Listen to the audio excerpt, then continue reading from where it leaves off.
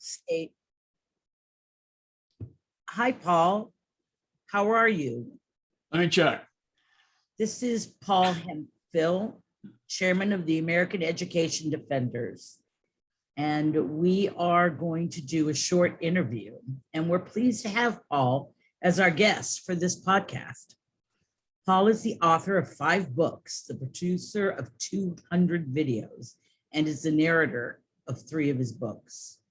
His latest book, entitled Inspiration for Teens, has been a bestseller for the past 12 months and shot up to the #1 position in its category when the issue of critical race theory was in the news. And boy, has it been in the news. Welcome, Paul. How are you today? Very well, thank you. I'm pleased to be on, Kathy. Thank you for inviting me. Wonderful. Well, let's get into it. Gettysburg and the Lincoln's immortal Gettysburg Address remind us of the need to unite and move forward together to preserve our democracy, correct? Yes, and in fact, in the address, Kathy, Lincoln tells us what the purpose of America is. You'd be hard pressed to find the answer from any average American, but Lincoln reminds us of our purpose by saying in the Gettysburg Address these very simple words. 77 years ago, our fathers brought forth on this continent a new nation, conceived in liberty and dedicated to the proposition that all men are created equal. Lincoln says we are a nation dedicated to a proposition. And what's a proposition? It's a statement that has to be proven. So our purpose, says Lincoln, is to prove the proposition that we are equal to each other, which means we should treat each other equally all the time. Exactly. The term wokeness, woke or wokeism, seems to be having an effect on our national discourse and how we talk about issues. Is it something we ought to be concerned about? You know, Lincoln once said that the United States is the last best hope of Earth, and he knew why. Our ability to be a free people, I believe, acts like a magnet for all humanity to come here. That's why we see immigrants coming here in droves. But something is happening in our culture that we as a nation have never seen before, and it's called wokeness or wokeism, whatever you want to. And they say that to be woke is to believe that the only truth is my truth and yours isn't truth at all. Wokeness is, I like to say, is corporate self-righteousness that masquerades as being enlightened. That if you don't believe as we do, then you're a racist, and we're not. You deserve to be canceled and ignored. Major corporations like Coca-Cola and Apple, Delta are saying that we're not just in business for profit, but to make this a better world through diversity and perspectives, not a diversity of perspectives. So corporations are now emboldened to tell us how we should live. I mean, the arrogance is astounding. So instead of every American having an equal voice in his or her own affairs, a small group of corporations are telling us that they are now in charge and they will hand down the 10 commandments of whatever social values they choose for all of us to live by. And that means that our Bill of Rights are meaningless. I think our founding principles of freedom and self-determination are no longer valid to the woke corporations. It's whatever they decide. And that means we're in real trouble. Now, the other side of that is that the word is out that these corporations really don't believe in this wokeness stuff. They're just going along with it because they want to make a profit. They don't want to lose a nickel with any public relations strategies or no strategies. And somehow it's going to end. And how it's going to end should be interesting. So how do you see us getting out of a woke culture? I think the answer, Kathy, is really simple, and so simple that it's hidden in plain sight. I think it starts at your local school board meetings and town meetings. As the left likes to say, at the grassroots. I see on TV almost every night parents in these little towns, in every little town and city in America, these people need to show up at the school board meetings and their town meetings in overwhelming numbers and let your voice be heard. I don't think we can any longer assume that the school board has the best intentions of our kids at heart. We can't assume that our local townships will have our best interests in mind with a new tax here and there. And the challenge with that posture is try to find a multimillionaire who is brave enough to speak up. So if we protest as a group and act as a group, like the new Tea Party, if you will, I think this wokeness nonsense will stop. Just my opinion. It's a good opinion. It's a great opinion. Thank you. You're welcome. How do you see your book and your videos as a counterbalance to critical race theory? Well, you know, it's interesting. I never looked at my books or my videos as a counterbalance, but a lot of people think so because they think I wrote the book last week. And that's okay, because in a very special way, it is a counterbalance, which I think is why 4 weeks ago, the book actually hit the Amazon's #1 bestseller spot in its category. And that lasted for about 6 hours. Boy, was I thrilled for those 6 hours. And then it went way down to #2 for the next 2 days. And then it was back to #1 again for a full day. I mean, sales were good because the word was getting out. What a tremendous counterbalance. My program with the books and the videos, they act like a super spreader of positive thinking for our kids. I think they elevate the self-esteem of all teens everywhere, which was the original design of the book in the first place. I mean, I wrote this thing a long time ago, several years ago. And by contrast, critical race theory, and that's all it is, a theory, acts as a negative drain on the emotions of our kids.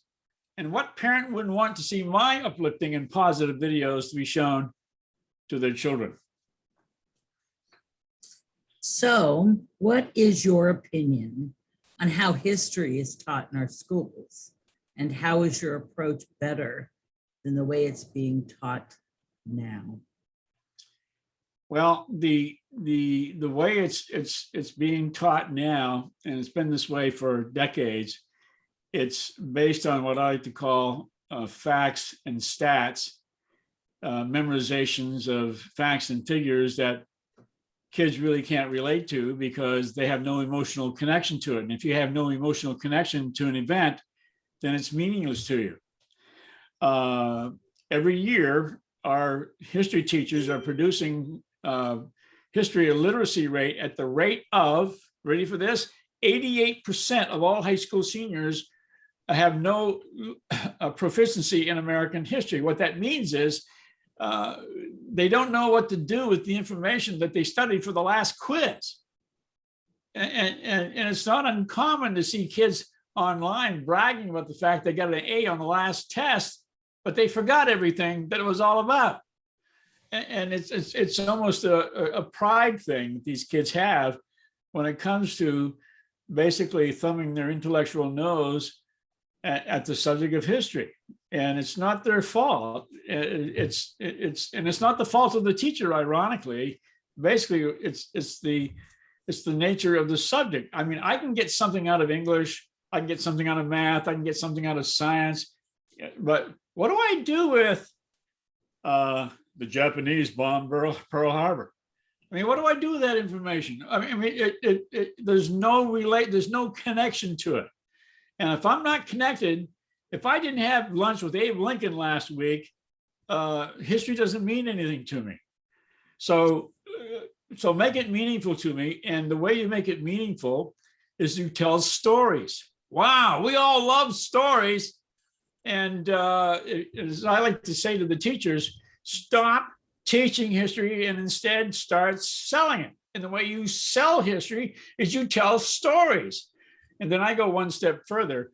I tell the story, and then I say what lessons we can learn from those stories so that the kids can come away from exposure to that video and say, hey, I didn't know I could do this. I didn't know I had these kind of qualities. And what these qualities are is what we as humans have as part of our human nature. We have the ability to rise above the ordinary and make marvelous decisions and create beautiful structures and design and write beautiful books. And these are things that kids ought to be aware of. And they don't get that through their own history course, not at all. So if you can, if a teacher can recognize the fact that a student is like everybody else, when you walk into a supermarket and you're looking to buy something, you've already decided in your mind what it is you're going to buy based upon a simple question. What's in it for me if I buy this product? Well, what do you think your student is asking when they walk into your history class? Why should I study this history stuff? Okay, if you can't answer the question, they're not buying. So try to find a textbook, by the way, that will sell a student on why they should read history. I mean, I just saw something the other day that was just so pitiful. This teacher posted this question and said, how do you make kids study history? And the answer was, this was his answer, and everybody thought this was really cool. History is a study of the past so that we can cope with our present. Really? Well, what does that mean to a 16-year-old? Nothing. Doesn't mean anything. Sure. And it sure got a lot of history teachers excited. And these people were just missing the point. Pretty sad, actually. But anyway, I don't think the history teachers have any recourse anyway. They just don't know how to teach it. Or maybe they just don't want to.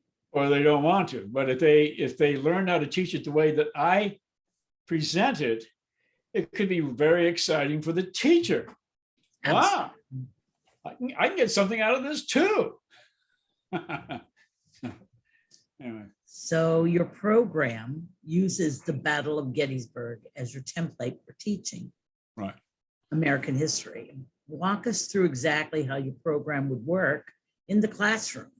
If a history teacher is teaching a course on, let's say, the Vietnam War. Well, that's a great question.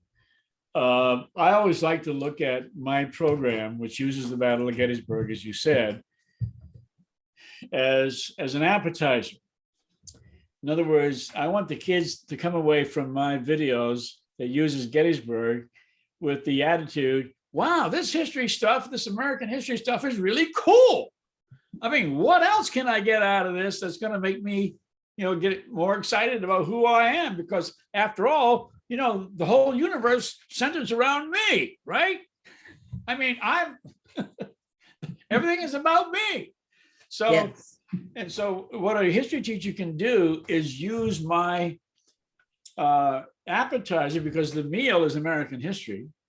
So you use Gettysburg as the appetizer, and how it develops into the meal is that a teacher can say, okay, we're going to study the Vietnam War next semester or this semester, and I'm going to assign each of you one book to read. That's the only book I want you to read for the entire semester. From that book, I want you to come up with 3 stories that you are going to relate to the class so that the class can have a discussion on those 3 stories and to see if they're relevant to what it is we need to be relevant about. In other words, do these stories mean anything to us? What lessons do we learn from these stories? Now, if your three lessons, or let's say one of the 3 lessons is really relevant to the rest of the class, then what we will do is that we will go to the school's media department and we'll create a video on that story that you read and came up with and shared with the class. And so that now history becomes a very hands-on experience where the teacher gets involved with guiding the media department with how they want to do the video. The student gets excited with the fact that their story that they learned from this book is going to be made into video, and maybe she'll even narrate the video. I mean, this would be cool, wouldn't it? And so that's how I see history being taught in our schools, as a story life lesson exercise. that the kids can really get involved in. Does that make sense? Oh my gosh, yes. And when you get children involved in projects, you get Yeah. team building, you get a lot of other wonderful things that they will take away from that, and they will remember it. And that's really the best key, is remembering how things occurred and what they learned from it. So yes, I completely agree with you. Exactly. I remember there was a professor out at the University of Southern California, Antonio Damasio. He said that when you present information in a whole new way, the kids' dopamine levels increase. And when the dopamine levels increase, they're able to remember information better. And yeah, you nailed it. You hit the nail on the head there. They get very excited. Yeah. So, yes. So what was your reasoning behind converting your book to a video series? Well, I've learned over the years that our kids are reading less and less, and they're in front of their screens more and more. Before the pandemic, the average amount of time that a teenager was spending in front of a screen was like 7 hours a day.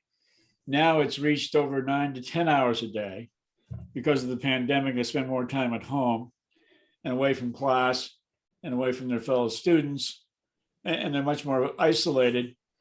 And so they're very dependent upon the screen. And I decided, well, gee, if they're more digitally oriented, and that's the culture that we're in, a digital culture, then I cannot expect that kids are going to buy my book. The parents will buy my book. The parents will write the reviews. So I'll never get a review from a kid or a teenager. So the parents can buy the books all they want. Maybe they can use the book as something that they think they can bring to the dinner table if they actually even have dinner together. Yeah. Okay. But it's a great excuse to have dinner together, to maybe read a story, and discuss the implications of it. But kids will watch videos, they won't read the book. So I thought, if I'm going to reach these kids, Kathy, I've got to be where they are, and I've got to be on their screen, because they're not going to read my book. They just won't. So I'm a realist when it comes to that sort of thing. And so having converted, it took me about 2 years to convert the entire, well, I haven't converted the entire book. I've got 88 stories, but I've done about close to 60 videos already from the series. And so I'll be looking to raise some money to complete the series, and hopefully we can do that pretty soon. Gosh, I hope so, because when I did listen to a few of your videos, your storytelling was very inspiring. I wanted to finish it. And I'm also one of those students of not paying attention too much to history. To me, it was boring. Yeah, And exactly. even now it is, even my own child, boring. And there's no incentive. If you don't read, just you throw up a movie, you throw something up, which my history teachers did, and that goes back many years. Yeah. The issue, you don't have any engagement, buy-in from the kids. So if you make it interesting and you relate these things to what's going on now, my goodness, a lot of this stuff that's going on right now in their classroom, with what you brought up, the critical race theory, I can't even express to you how important your videos are in today's society. Extremely important, extremely knowledgeable, and extremely well written and well said. I mean, your voice was actually very charming. Your voice was very engaging. So I enjoyed it. I enjoyed it very much. How's this sound? Thank you very much. That was very nice for you to say that. Whenever I am asked to speak before a crowd, I always open up my statement with the following statement. I'm Tom Brokaw, NBC News, channeling Paul Hemphill. And your kids will say, "Who is Tom Brokaw?" Well, the kids don't. Yeah, that's great. The kids don't invite me. The Rotary clubs invite me. Oh yeah, they're wonderful organizations. Yeah, exactly. And Wonderful. so, but thank you for that. That's very, very helpful. And every once in a while, I like to hear those kind of comments because um, I know what the guy in the mirror is thinking about my stuff, but I already know what he's thinking, and so it's always nice to hear it from someone else. Thank you. You're welcome. What was your, you discussed character, which is a large theme in your book. Yeah. From your book, can you give us an example of how a character is tested? Yeah, there was a young man from Gettysburg who moved to Virginia before the war, and he joined the Southern Army and wound up back in Gettysburg to fight those people he grew up with. I mean, think of that as a moral dilemma. And think of the implications of that moral decision to fight against his neighbors from his childhood. But he did it because he believed in a cause of the Southern soldier, however he defined it. And it's not clear how he defined it. But he was committed to a set of values. And that commitment is what character is all about. It's said that letters and numbers are characters because they never change. Well, imagine then the dilemma of having your speeding tickets fixed by a police friend. You might say, well, that's not a big deal, but it is. You're actually telling yourself that you don't value honesty, that you're in no way committed to it, which makes it easy to ask that your speeding ticket be fixed. And why it's a big deal is because if you place no real value on honesty, what happens to your relationships when you willingly lie, cheat, or even steal? The end results for you, and when people catch on to your lack of honesty, what you got in front of you is rejection, isolation, and loneliness. And that's what happened to a guy at Gettysburg who was well known for lying and cheating. It's a hell of a price to pay. But this kid who came back to Gettysburg to fight with the Southern Army, unfortunately, he died on the second day of the battle.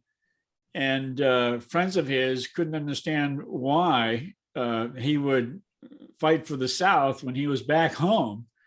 But it can be assumed, we really don't know this for sure, but it can be assumed that he was committed to what the South was committed to, and that was it. He wasn't going to waver. Very admirable. Very admirable. It's almost like where we are today. Oh, there's no question about it. Yeah, it really is. It's a hell of a place to be. It is. I completely agree with you. Your leadership skills are a valuable asset to everyone. Of course, that's the old adage, knowledge is power. What better way to instill a valuable lesson than learning and empowering yourself? Do you believe that you're certain that your creation gives a child, a teenager, empowerment to succeed? Ironically, Kathy, the original title of my book was Why You're Already a Leader. Sales are not very good until two sisters from Pittsburgh contacted me and said that I had the wrong title and suggested a new one.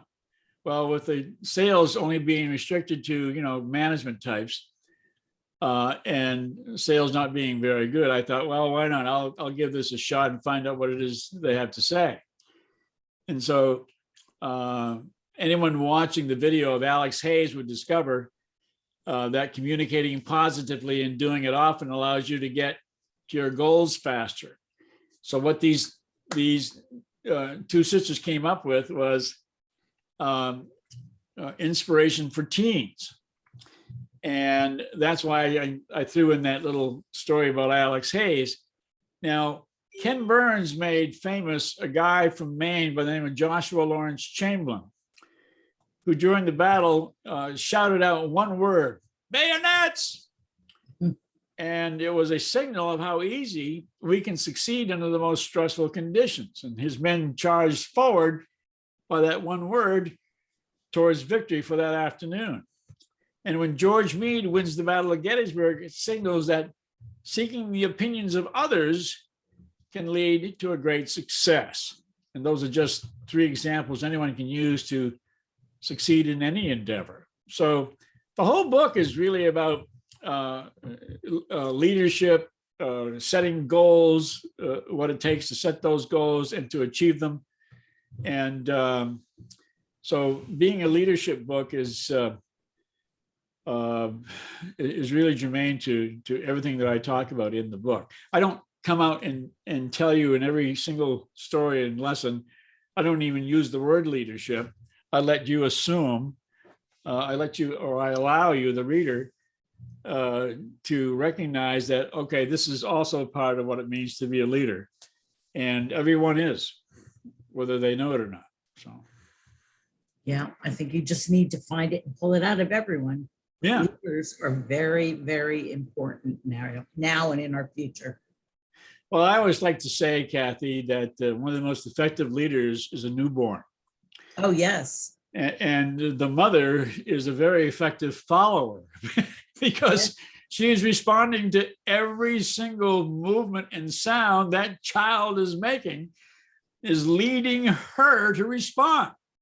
You see, that's why leadership is so inherent in our human nature. It's not something that's restrictive to business schools and military schools. We all have it. And I just bring it up. I just let everybody know that you're a leader too. Oh, that was a beautiful analogy. I never thought about it that way. That was wonderful. Thank you. In your promotional videos, you say a child can save a life without really trying. Can you give me an example from your book that proves that statement? Oh, I'd love to. I'd love to. It's one of my favorite little stories, actually.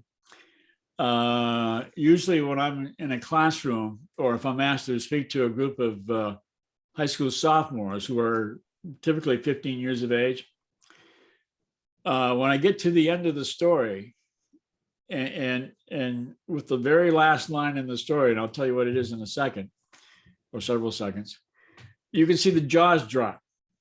I mean, it's a wonderful reaction.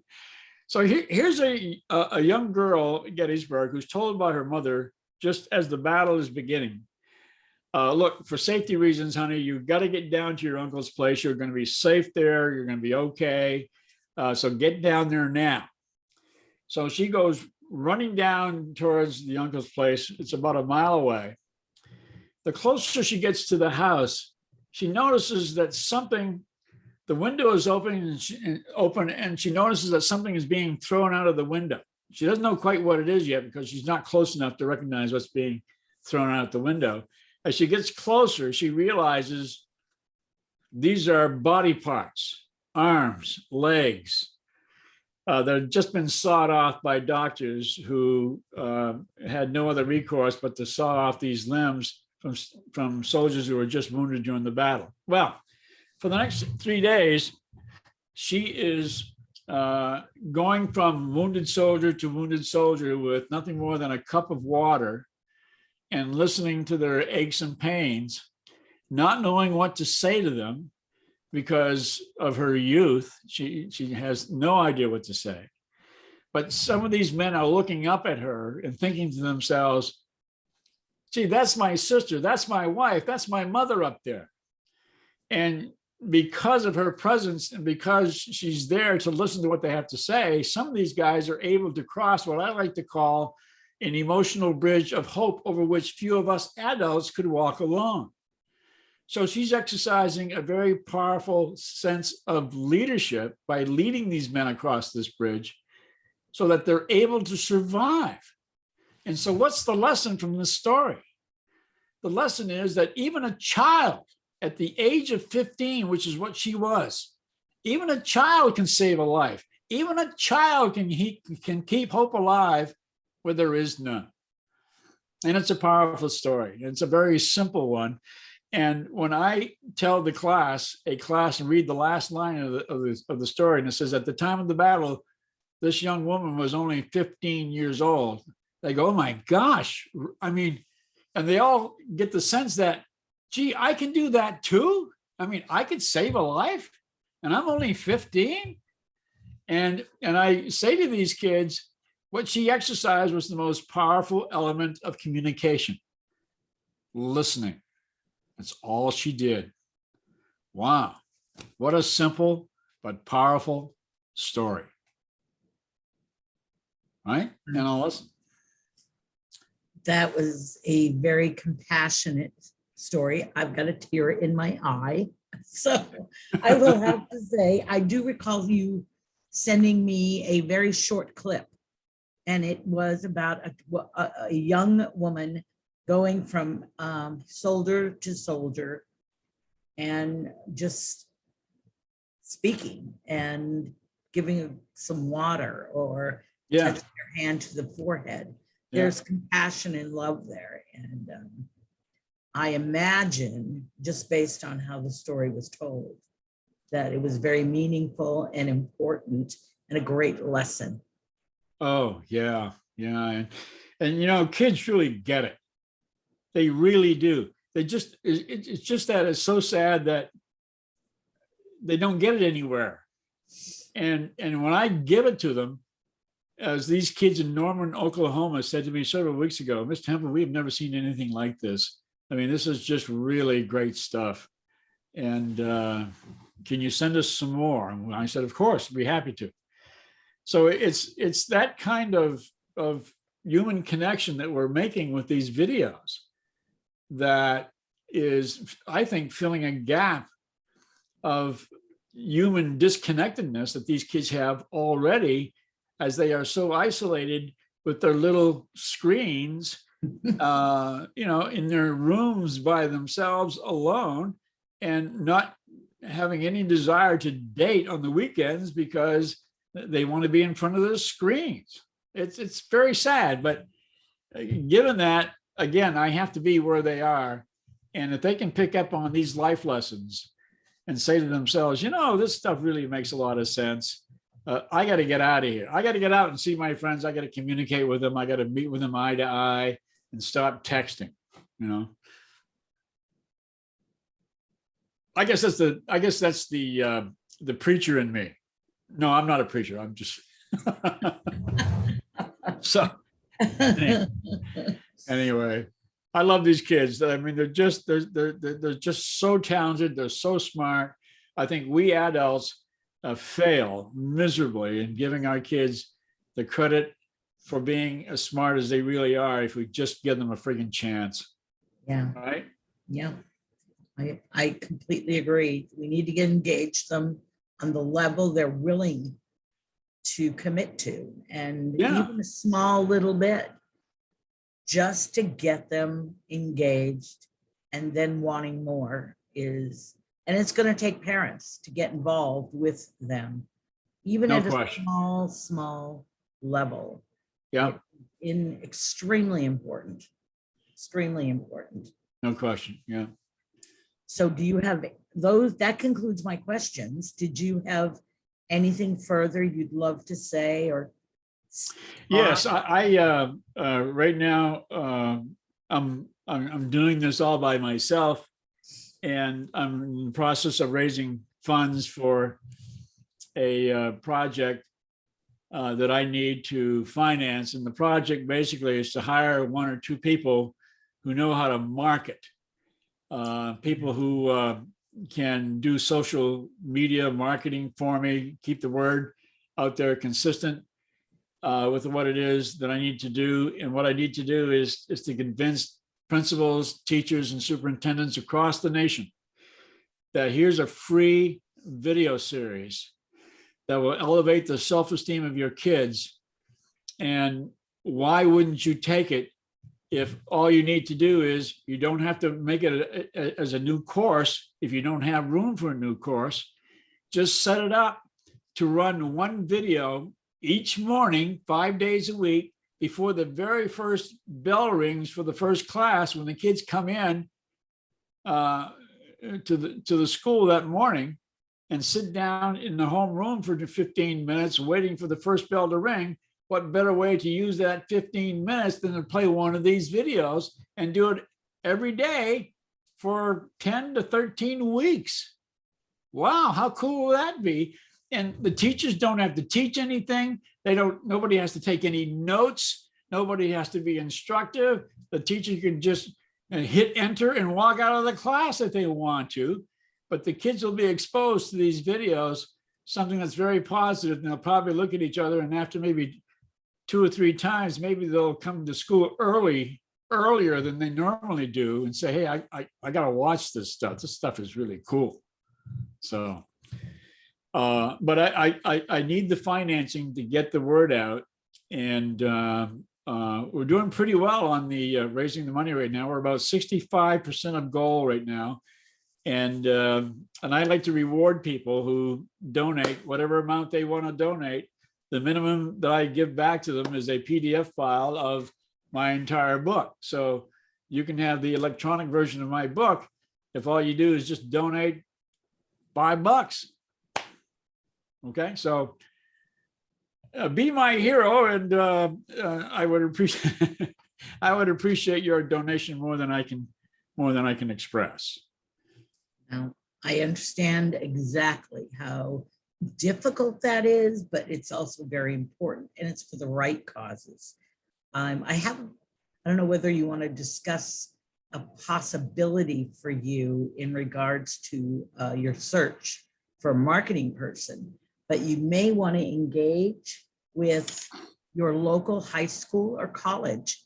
They are always looking for work credit, and they will donate their time. And they already are in school, so they may be the greatest avenue for you. I used to do a lot of this when I had my own company for 20 years. We engaged with a lot of the college students that have, of course, college credit. They need it. So it's important, and you've got colleges there. High school also. High school, they need that too to graduate, extra points. And especially now with COVID, they need that extra credit. So it may be a way of you getting your material in the classroom without putting out any money, and you just need to sign a piece of paper that the person that you have engaged with as far as marketing is concerned, or whatever you'd like to call it, had performed so many hours. And that's all it is. It's very, very simple. And it's been going on for years. So you may want to take that idea. And of course, I like that. Yeah, that makes a lot of sense. It does for what you're doing, especially when you get with your educators. So it's a thought. I have a few more that we can discuss offline. That'd be good. Yeah. Yeah, that is an easy one, super easy. So I've really, really enjoyed being your friend and enjoying your books, your videos. Thank you. Just your friendship. You mean a great deal to me. You're a veteran, and that is enough for me. So anything I can ever do for you, I will do. I will put your information on. I appreciate that. I really appreciate that so much. I really do. It's important to me because you're important, and what you're doing for our children is important. So I think that's what we need to do now. And I think it's important that we stop looking at ourselves as, we need to feed the beast, and instead support our families, our friends, our neighbors, other patriots. So I'm very, very impressed. And I'm so happy to have you as one of my very first interviews. Thank you. A wonderful, wonderful series. Well, I hope I've launched your ship, so to speak. You have, just being here. So, well, it's interesting. Speaking of ship, as a veteran, I've been invited to sail on the USS Constitution this Friday. Oh my goodness. Other veterans are being, this is strictly a veterans affair. And I was notified a couple of months ago, would you like to go on? We're inviting all these Vietnam veterans to sail on this ship. Would you like to go? No, I have no interest in going. No, of course I want to go. What a dumb question. You have any more dumb questions you want to ask? You're so funny. and so it was, I'm just looking so forward to it. In fact, just before I got on this, on your podcast, Kathy, I got a phone call from the from my brother-in-law, who's also a Vietnam veteran, and he's just all excited about the prospect of going. And I said, "Oh, don't worry, I'm coming. I'm still coming." He was wondering if I was going to change my mind. I said, "Dave, ask me another dumb question. Will you? Come on." "No, of course I have." So yeah, I'm going to be there. Well, Sure. you send me some photos and I'll post them up. And of course, I will continue to broadcast, obviously, our podcast, but also your inspiration to kids and teens and teachers. I belong to several teachers groups, and they are on the conservative side. And Oh, they believe, nice. yes, they believe in our Constitution, our history of where we have been and where we don't need to go back to. Right. So And it's important. I would say, Kathy, that the best thing you could do for them, I really believe this because I set it up this way, is they can go to my website, which is gettysburglessons.com. That's gettysburglessons.com. And at the near the bottom of that page, they can just sign up for my entire video series, no charge. They can run it, use it any way they want. And one of the things I would appreciate if they have the will to do it is that I would love to do a Zoom call with the teacher and their students so that they get a chance to actually interact with the author and the narrator, the guy they listen to all the time. And so that I can call them by their first names and they get all goosebumps, from the experience. But it's a real genuine connection that I want to make. But more importantly, as I said before, listening is the most important component of communication. I would tell these students, I'm not here to talk to you. I'm here for you to talk to me. I'm here to listen to what you have to say, because my videos are in response to what students have wanted in these videos. And so maybe one of you has a great idea and I'll have to redo my videos all over again. No, I'm kidding. But Well, I'll do my best, and I will try to connect you with some interesting people, with great. teachers and students, and hopefully they'll open enough doors for you That'd be to great. be able to share some Yeah. of your wonderful stories with. And Fantastic. that's really important to me. And Great. like I said, you're a veteran, and I do just about anything for a veteran. Okay. I mean, you gave your life for us, for me, for my daughter. That is the very least I can do. Well, I Period. appreciate that. I appreciate So more than you know. yes, send me your pictures of your constitutional Yeah. ride. I got a recommendation this morning. I said to this one guy on a call this morning, I said, my donations have kind of slowed down a little bit, and I'd like to pick it up. Do you have any recommendations? And he said, well, why don't you do a video, doing a solicitation video, and do it while you're on the Constitution. That would be a great.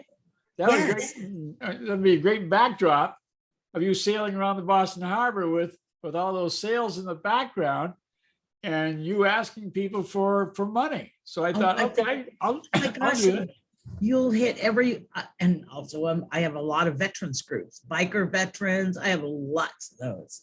No kidding. Yeah, I do. Like I said, I'm a very veteran-minded.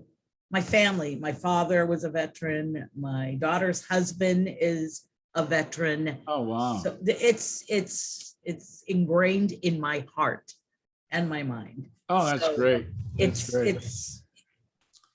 anything I can help you with, and I'm looking forward to doing it. Veterans groups would be great in contacting schools and say, hey, we've got this video program that your school can have for free. Yeah. And they can make it, and I could package it in such a way that, I could design something that goes on their website or whatever, and they could promote it as something that's available to your local schools. How about that? Well, let me see what I can do. Okay. I got a few contacts in that area. I got a few contacts everywhere, but as you found out last night. Yeah, I was amazed. I had no idea who this I guy didn't was. either. I've known him for years, and he's on the cybersecurity part of it.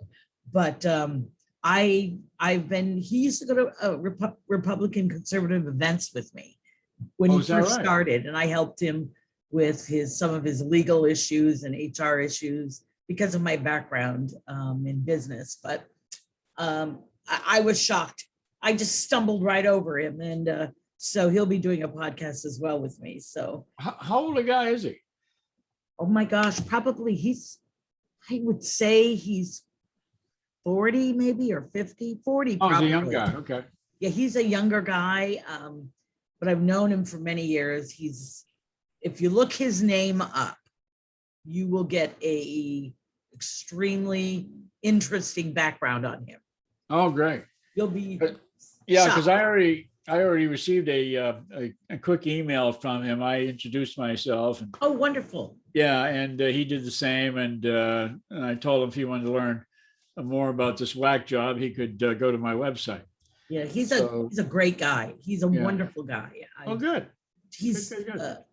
A great guy. You would love him too. So what's going to be the thrust of your interview with him? Is it about cybersecurity? Cybersecurity stuff. Yeah, as I stated with you earlier in an email, your company is the company that supports all of these areas: education, cybersecurity, aerospace. I have contacted everyone, and I now see that the website Ingersoll Lockwood, has now had pared down and extended their arms into significant pieces. Yes. Of our world here, of America. So that's how I saw Richard there. I said, my gosh, I can't believe it, because his previous company was exactly there. He was cybersecurity at a high-level government agency part. Right. And Ingersoll too is considering a revolutionary way to reform agriculture. Yes. And it's a fascinating, I'm watching what they're doing. I don't quite understand how they're doing it, and that's okay. I don't understand how my car works either, but I can turn the ignition and hit the pedal. But they're very impressive with how they're doing it. And the chairman of Ingersoll is guiding these guys magnificently. I mean, and he guides me, so I couldn't ask for better guidance. It's a great orchestra. Amazing things and amazing. It'll be good for this country. It'll be good for us. Yeah, exactly. Feel that way. And keep your eyes on him, because I am, and I'm going to try to interview every one of you that are involved in your creations. Yeah. Because all of you are doing great things for our country and for our children and for the way we will be moving forward into our future. Oh, I think so. I think we've got a lot to look forward to. Yes. As depressing as things look at right now, but I look at the way things are right now as we can't go any further south. There's only one way, and it's up at this point. Yes. And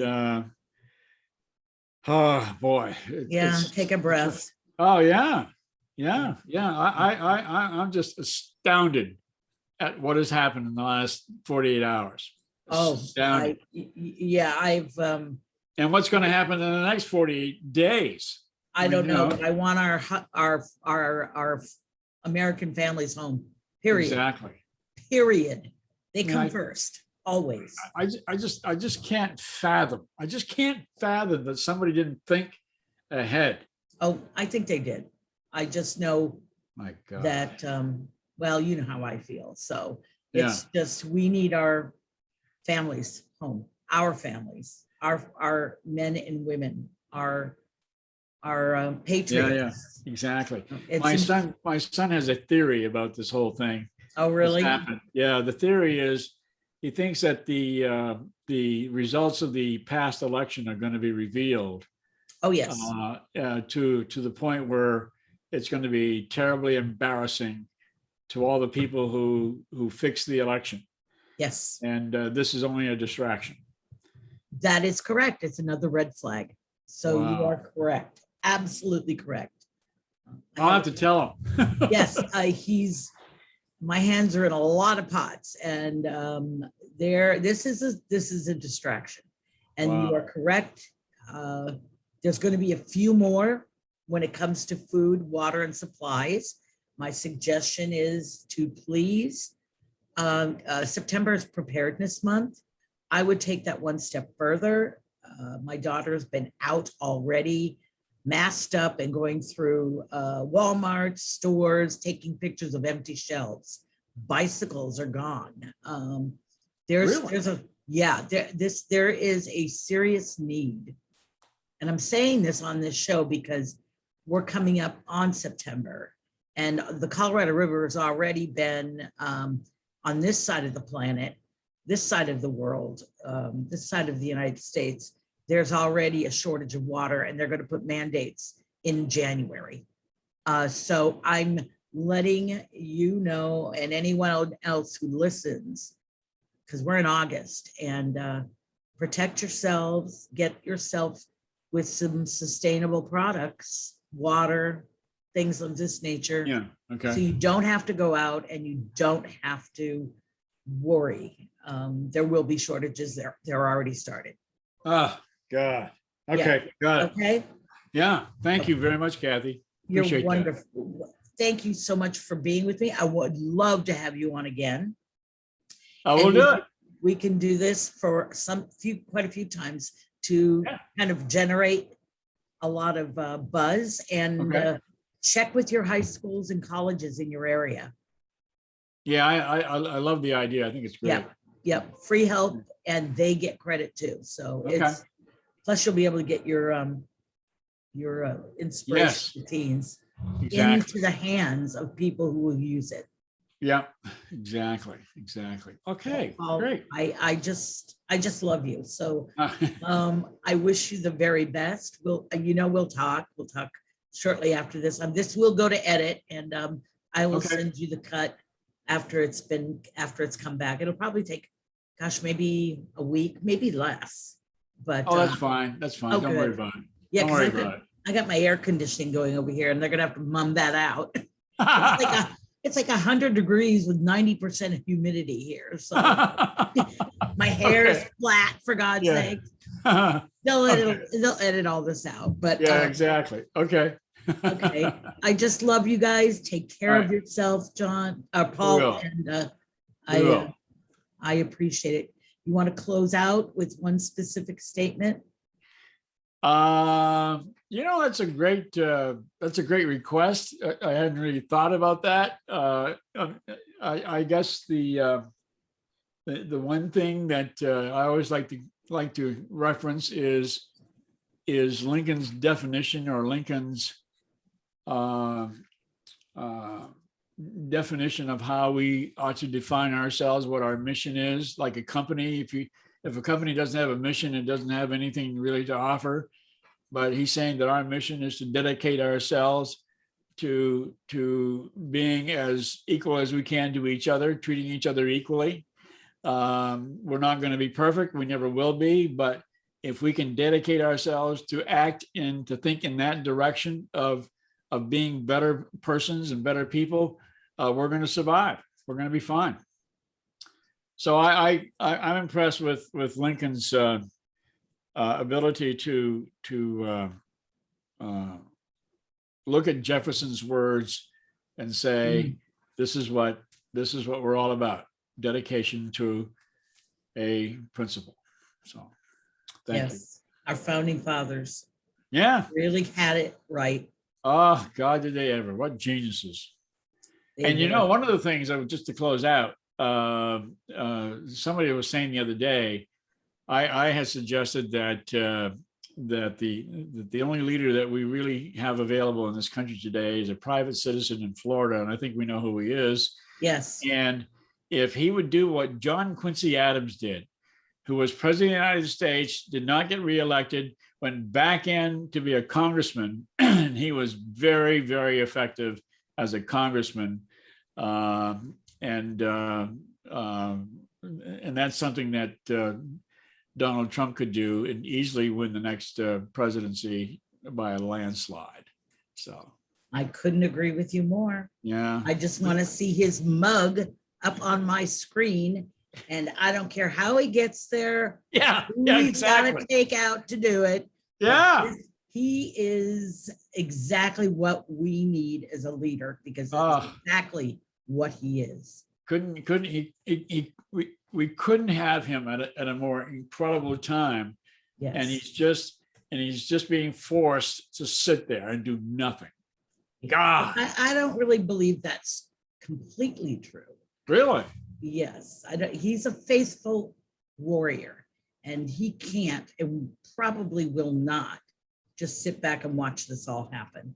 I don't believe that is true. But okay.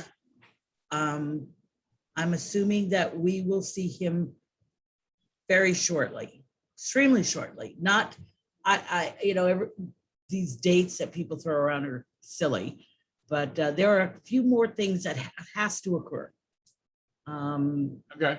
Red October, an interesting date on 11/11.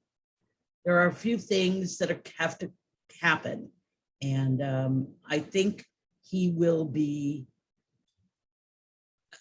inserted into our world, or into our United States of America. He will save America, because we are America first. And I think exactly. with this Afghanistan thing, we need our Americans to come first. Yeah. Now. So I think there's going to be some interesting things to look forward to. But honestly, I don't know what they're going to do with the supply shortages. There is already a container ship in China that was on its way here, and they've stopped it. So I'm not sure what's going on there, but it's still sitting in port. And they've shut down the entire, I don't know what they call those places that have those ships with the cargo on it. But they shut down the entire company. So the port is closed. Wow.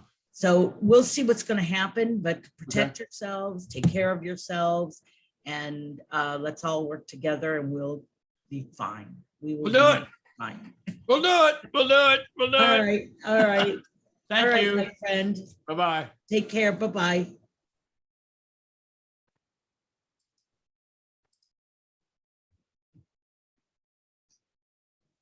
Stop record. Oh, there it is.